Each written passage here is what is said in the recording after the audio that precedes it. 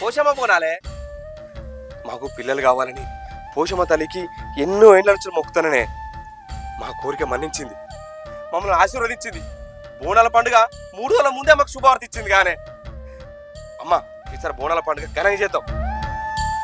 అమ్మ, మన ఇంటి నుండి పెద్ద బోనం తీసుకుపోదామే. దప్పులలో పెడదాం, బయన్లలో పెడదాం, ఘనంగా చేద్దామే పోషమ్మ తల్లికి.